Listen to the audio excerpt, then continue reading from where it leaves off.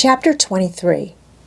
A splendid midsummer shone over England, skies so pure, suns so radiant as were then seen in long succession, seldom favor even singly our wave-girt land. It was as if a band of Italian days had come from the south, like a flock of glorious passenger birds, and lighted to rest them on the cliffs of Albion. The hay was all got in, the fields round Thornfield were green and shorn, the roads white and baked. The trees were in their dark prime. Hedge and wood, full-leaved and deeply tinted, contrasted well with the sunny hue of the cleared meadows between. On Midsummer Eve, Adele, weary with gathering wild strawberries in Hay Lane half the day, had gone to bed with the sun. I watched her drop asleep, and when I left her, I sought the garden. It was now the sweetest hour of the 24. Day its fervid fires had wasted, and dew fell cool on panting plain and scorched summit. Where the sun had gone down in simple state, pure of the pomp of clouds, spread a solemn purple, burning with a light of red jewel and furnace flame at one point on one hill peak, and extending high and wide, soft and still softer, over half heaven. The east had its own charm, or fine deep blue, and its own modest gem, a rising and solitary star. Soon it would boast the moon, but she was yet beneath the horizon. I walked a while on the pavement, but a subtle, well-known scent, that of a cigar, stole from some window. I saw the library casement open a handbreadth. I knew I might be watched thence, so I went apart into the orchard. No nook in the grounds more sheltered and more Eden-like. It was full of trees, it bloomed with flowers. A very high wall shut it out from the court on one side. On the other, a beech avenue screened it from the lawn. At the bottom was a sunk fence, its sole separation from lonely fields, a winding walk, bordered with laurels and terminating in a giant horse chestnut, circled at the base by a seat, led down to the fence. Here one could wander unseen. While such honeydew fell, such silence reigned, such gloaming gathered, I felt as if I could haunt such shade forever. But in threading the flower and fruit flower beds at the upper part of the enclosure, enticed there by the light the now rising moon cast on this more open quarter, my step is stayed, not by sound, not by sight, but once more by a warning fragrance. Sweet briar and southernwood, jasmine, pink, and rose have long been yielding their evening sacrifice of incense. This new scent is neither of shrub nor flower. It is, I know it well, it is Mr. Rochester's cigar. I look round and I listen. I see trees laden with ripening fruit. I hear a nightingale warbling in a wood half a mile off. No moving form is visible, no coming step audible. But that perfume increases. I must flee. I make for the wicket leading to the shrubbery, and I see Mr. Rochester entering. I step aside into the ivy recess. He will not stay long. He will soon return whence he came, and if I sit still, he will never see me. But no, eventide is as pleasant to him as to me, and this antique garden as attractive.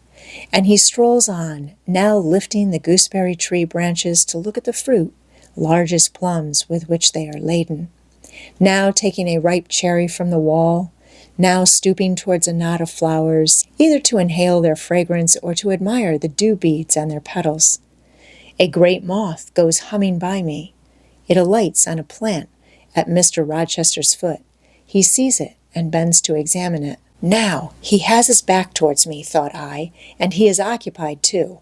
Perhaps, if I walk softly, I can slip away unnoticed. I trode on an edging of turf that the crackle of the pebbly gravel might not betray me. He was standing among the beds at a yard or two distant from where I had to pass. The moth apparently engaged him. I shall get by very well, I meditated, as I crossed his shadow, thrown long over the garden by the moon. Not yet risen high, he said quietly, without turning, "Jane, come and look at this fellow." I had made no noise. He had not eyes behind. Could his shadow feel? I started at first, and then I approached him. "Look at his wings," said he. "He reminds me rather of a West Indian insect. One does not often see so large and gay a night rover in England. There, he has flown." The moth roamed away. I was sheepishly retreating also, but Mr. Rochester followed me, and when we reached the wicket, he said, "Turn back. On so lovely a night it is a shame to sit in the house, and surely no one can wish to go to bed while sunset is thus at meeting with moonrise." It is one of my faults that though my tongue is sometimes prompt enough at an answer, there are times when it sadly fails me in framing an excuse, and always the lapse occurs at some crisis, when a facile word or plausible pretext is specially wanted to get me out of painful embarrassment. I did not like to walk at this hour alone with Mr. Rochester in the shadowy orchard, but I could not find a reason to allege for leaving him. I followed with lagging step, and thoughts busily bent on discovering a means of extrication. But he himself looked so composed and so grave also, I became ashamed of feeling any confusion. The evil, if evil existent or perspective there was, seemed to lie with me only. His mind was unconscious and quiet. "Jane," he recommenced, as we entered the laurel walk and slowly strayed down in the direction of the sunk fence and the horse-chestnut. "Thornfield is a pleasant place in summer, is it not?" "Yes, sir." "You must have become, in some degree, attached to the house. You who have an eye for natural beauties and a good deal of the organ of adhesiveness?" "I am attached to it, indeed." "And though I don't comprehend how it is, I perceive you have acquired a degree of regard for that foolish little child, Adele, too, and even for simple Dame Fairfax?" "Yes, sir. In different ways I have an affection for both." "And would be sorry to part with them?" "Yes." "Pity," he said, and sighed and paused. "It is always the way of events in this life," he continued presently. "No sooner have you got settled in a pleasant resting place than a voice calls out to you to rise and move on, for the hour of repose is expired." "Must I move on, sir?" I asked. "Must I leave Thornfield?" "I believe you must, Jane. I am sorry, Janet, but I believe indeed you must." This was a blow, but I did not let it prostrate me. "Well, sir, I shall be ready when the order to march comes." "It has come now. I must give it tonight." "Then you are going to be married, sir?" "Exactly, precisely. With your usual acuteness, you have hit the nail straight on the head." "Soon, sir?" "Very soon, that is, Miss Eyre. And you'll remember, Jane, the first time I, or rumor, plainly intimated to you that it was my intention to put my old bachelor's neck into the sacred noose, to enter into the holy estate of matrimony, to take Miss Ingram to my bosom, in short. She's an extensive armful, but that's not to the point. One can't have too much of such a very excellent thing as my beautiful Blanche. Well, as I was saying, listen to me, Jane. You're not turning your head to look after more moths, are you? That was only a lady clock, child, flying away home. I wish to remind you that it was you who first said to me, with that discretion I respect in you, with that foresight, prudence, and humility which befit your responsible and dependent position, that in case I married Miss Ingram, both you and little Adele had better trot forthwith. I pass over the sort of slur conveyed in this suggestion on the character of my beloved. Indeed, when you are far away, Janet, I'll try to forget it. I shall notice only its wisdom, which is such that I have made it my law of action. Adele must go to school, and you, Miss Eyre, must get a new situation." "Yes, sir, I will advertise immediately, and meantime, I suppose I may stay here till I find another shelter to betake myself to?" But I stopped, feeling it would not do to risk a long sentence, for my voice was not quite under command. "In about a month I hope to be a bridegroom," continued Mr. Rochester, "and in the interim I shall myself look out for employment and an asylum for you." "Thank you, sir. I am sorry to give—" Oh, no need to apologize. I consider that when a dependent does her duty as well as you have done yours, she has a sort of claim upon her employer for any little assistance he can conveniently render her. Indeed, I have already, through my future mother-in-law, heard of a place that I think will suit. It is to undertake the education of the 5 daughters of Mrs. Dionysius O'Gall of Bitternut Lodge, Connaught, Ireland. You'll like Ireland, I think. They're such warm-hearted people there, they say. It is a long way off, sir. No matter, a girl of your sense will not object to the voyage or the distance. Not the voyage, but the distance. And then the sea is a barrier. From what, Jane? From England and from Thornfield and— Well? From you, sir. I said this almost involuntarily, and with as little sanction of free will. My tears gushed out. I did not cry so as to be heard, however. I avoided sobbing. The thought of Mrs. O'Gall and Bitternut Lodge struck cold to my heart, and colder the thought of all the brine and foam, destined, as it seemed, to rush between me and the master at whose side I now walked, and coldest the remembrance of the wider ocean. Wealth, caste, custom intervened between me and what I naturally and inevitably loved. It is a long way, I again said. It is, to be sure. And when you get to Bitternut Lodge, Connaught, Ireland, I shall never see you again, Jane. That's morally certain. I never go over to Ireland, not having myself much of a fancy for the country. We have been good friends, Jane, have we not? Yes, sir. And when friends are on the eve of separation, they like to spend the little time that remains to them close to each other. Come, we'll talk over the voyage and the parting quietly half an hour or so, while the stars enter into their shining life up in heaven yonder. Here is the chestnut tree. Here is the bench at its old roots. Come, we will sit there in peace tonight, though we should never more be destined to sit there together.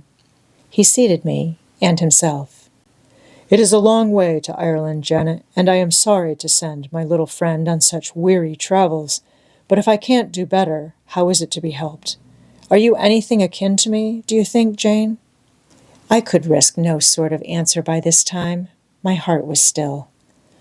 Because, he said, I sometimes have a queer feeling with regard to you, especially when you are near me, as now. It is as if I had a string somewhere under my left ribs, tightly and inextricably knotted to a similar string situated in the corresponding quarter of your little frame. And if that boisterous channel and 200 miles or so of land come broad between us, I am afraid that cord of communion will be snapped, and then I've a nervous notion I should take to bleeding inwardly. As for you, you'd forget me. That I never should, sir. You know— Impossible to proceed. Jane, do you hear that nightingale singing in the wood? Listen.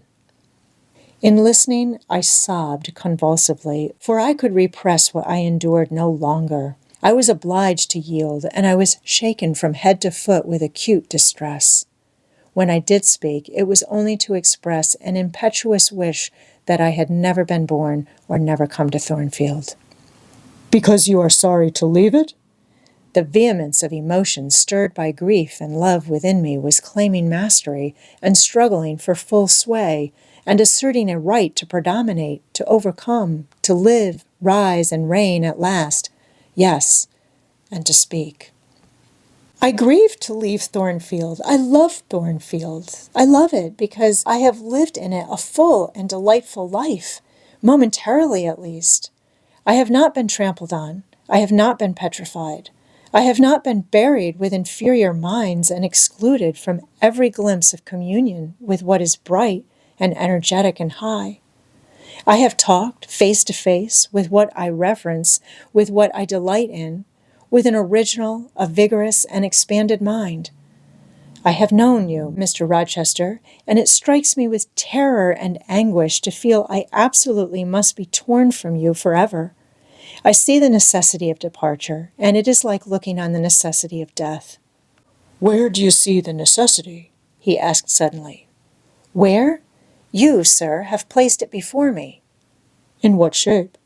In the shape of Miss Ingram, a noble and beautiful woman, your bride. My bride? What bride? I have no bride. But you will have. Yes, I will. I will. He set his teeth. Then I must go. You have said it yourself. No, you must stay. I swear it, and the oath shall be kept. I tell you, I must go, I retorted, roused to something like passion. Do you think I can stay to become nothing to you? Do you think I am an automaton, a machine without feelings, and can bear to have my morsel of bread snatched from my lips and my drop of living water dashed from my cup? Do you think because I am poor, obscure, plain, and little, I am soulless and heartless? You think wrong. I have as much soul as you, and full as much heart. And if God had gifted me with some beauty and much wealth, I should have made it as hard for you to leave me as it is now for me to leave you. I am not talking to you now through the medium of custom, conventionalities, nor even of mortal flesh. It is my spirit that addresses your spirit, just as if both had passed through the grave and we stood at God's feet, equal as we are. As we are, repeated Mr. Rochester. So, he added, enclosing me in his arms, gathering me to his breast, pressing his lips on my lips. So, Jane. Yes, so, sir, I rejoined, and yet not so. For you are a married man, or as good as a married man, and wed to one inferior to you, to one with whom you have no sympathy, whom I do not believe you truly love, for I have seen and heard you sneer at her. I would scorn such a union. Therefore I am better than you. Let me go. Where, Jane? To Ireland? Yes, to Ireland. I have spoken my mind and can go anywhere now. Jane, be still. Don't struggle so, like a wild, frantic bird that is rending its own plumage in its desperation. I am no bird, and no net ensnares me. I am a free human being with an independent will, which I now exert to leave you. Another effort set me at liberty, and I stood erect before him. And your will shall decide your destiny, he said. I offer you my hand, my heart, and a share of all my possessions. You play a farce, which I merely laugh at. I ask you to pass through life at my side, to be my second self and best earthly companion. For that fate you have already made your choice and must abide by it. Jane, be still a few moments. You are overexcited. I will be still too. A waft of wind came sweeping down the laurel walk and trembled through the boughs of the chestnut. It wandered away, away, to an indefinite distance. It died. The nightingale's song was then the only voice of the hour. In listening to it, I again wept. Mr. Rochester sat quiet, looking at me gently and seriously. Some time passed before he spoke. He at last said, Come to my side, Jane, and let us explain and understand one another. I will never again come to your side. I am torn away now and cannot return. But, Jane, I summon you as my wife. It is you only I intend to marry. I was silent. I thought he mocked me. Come, Jane, come hither. Your bride stands between us. He rose and with a stride reached me. My bride is here, he said, again drawing me to him, because my equal is here, and my likeness. Jane, will you marry me? Still I did not answer, and still I writhed myself from his grasp, for I was still incredulous. Do you doubt me, Jane? Entirely. You have no faith in me? Not a whit. Am I a liar in your eyes? He asked passionately. Little skeptic, you shall be convinced. What love have I for Miss Ingram? None, and that you know. What love has she for me? None, as I have taken pains to prove. I caused a rumor to reach her that my fortune was not a third of what was supposed, and after that I presented myself to see the result. It was coldness both from her and her mother. I could not marry Miss Ingram. You strange, you almost unearthly thing, I love as my own flesh. You, poor and obscure and small and plain as you are, I entreat to accept me as a husband." "What? Me?" I ejaculated, beginning in his earnestness, and especially in his incivility, to credit his sincerity. "Me, who have not a friend in the world but you? If you are my friend, not a shilling but what you have given me?" "You, Jane. I must have you for my own, entirely my own. Will you be mine? Say yes, quickly." "Mr. Rochester, let me look at your face. Turn to the moonlight." "Why?" "Because I want to read your countenance. Turn." "There. You will find it scarcely more legible than a crumpled, scratched page. Read on, only make haste, for I suffer." His face was very much agitated and very much flushed, and there were strong workings in the features and strange gleams in the eyes. "Oh, Jane, you torture me," he exclaimed, "with that searching and yet faithful and generous look. You torture me." "How can I do that? If you are true and your offer real, my only feelings to you must be gratitude and devotion. They cannot torture." "Gratitude!" he ejaculated, and added wildly, "Jane, accept me quickly. Say Edward. Give me my name, Edward. I will marry you." "Are you in earnest? Do you truly love me? Do you sincerely wish me to be your wife?" "I do, and if an oath is necessary to satisfy you, I swear it." "Then, sir, I will marry you." "Edward, my little wife." "Dear Edward." Come to me entirely now," said he, and added in his deepest tone, speaking in my ear as his cheek was laid on mine, "Make my happiness, I will make yours." "God pardon me," he subjoined ere long, "and man meddle not with me. I have her, and will hold her." "There is no one to meddle, sir. I have no kindred to interfere." "No, that is the best of it," he said, and if I had loved him less, I should have thought his accent and look of exaltation savage. But sitting by him, roused from the nightmare of parting, called to the paradise of union, I thought only of the bliss given me to drink in so abundant a flow. Again and again he said, "Are you happy, Jane?" And again I answered, "Yes." After which he murmured, "It will atone, it will atone. Have I not found her friendless and cold and comfortless?